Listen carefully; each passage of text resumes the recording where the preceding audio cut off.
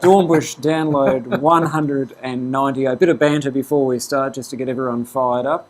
Dan, how are you going this morning? No, I'm there, thanks. Wake up. So Dan's just sort of pacing himself because a big month coming up, and I'm not talking about your gym and bike riding and swimming. Yeah. We're talking markets this morning, and Lindsay's watching the time, making sure we stick under 4 minutes. What's happening next month? Wedding in the Marks family. Excellent news. And from a share market perspective? The share market. That's what we're here for. Reporting season, Andrew. Yeah, and it's looking pretty good. If you look at the US, like last night we had Alphabet come out, Google, and it was I was going to say something else there, but it was a family-friendly webcast. It was a cracking result, and the share price rallying up about 4%. So it's interesting that our share market's holding up as high as it is. To me, that's really saying that the market is expecting pretty good profit results, and if we don't get them, the big stick's going to be out. Hasn't been much come out in confession season though, Andrew, has there? Maybe half a dozen companies, and some of those on the back of the drought. So, that's got to be expected as well. There's been a couple of spectacular ones. Asaleo, if you might remember, we did Asaleo a number of years and moved most of our clients, in fact, I think most of our clients out of that. Dropped out of the ASX 200, I think. Pressure, and that was pressure on paper pricing. So there's been a couple of anomalies, but you're right. As well.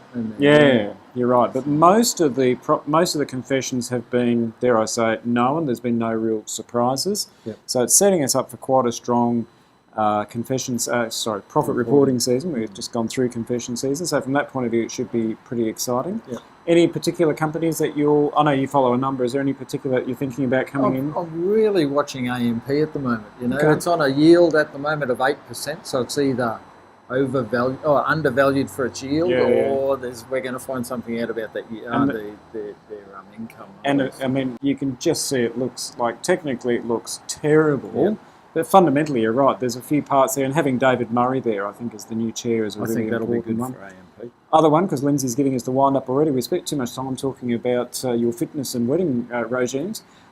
Is around Volpara. Fitness? Volpara. VHT. Yeah, we've mentioned Volpara a few times now. Breast screening technology in the US. I see now in the US there's a mobile breast screening unit using Volpara technology. Excellent. So New Zealand-based company, software as a service, $49 million market cap. They just went and raised 20-odd million in May. So they're sitting on what? Can't remember. About $24 million. So, and their quarterly results came out today. They executed really well. There's a big trucks going past. They executed really well, and importantly for those ladies with dense breasts, there was that study that was done in Norway, 110,000 women, and it showed that if you're lucky enough to have a dense breast, there's a 30% chance that 30% greater chance of you having an undetected breast cancer. So this Volpara technology is really important. So certainly getting a lot of traction here in the office from clients. And the growth from there is, they got 3.7% of US women have been through the system. They're targeting 9 by the end of next year, but also we've got Japan, Taiwan, they've got approvals there. Growth in Australia and New Zealand as well. So I think a fair bit happening there. So you want a bit more information on that one? Come and have a chat to us. Till next week. Bye.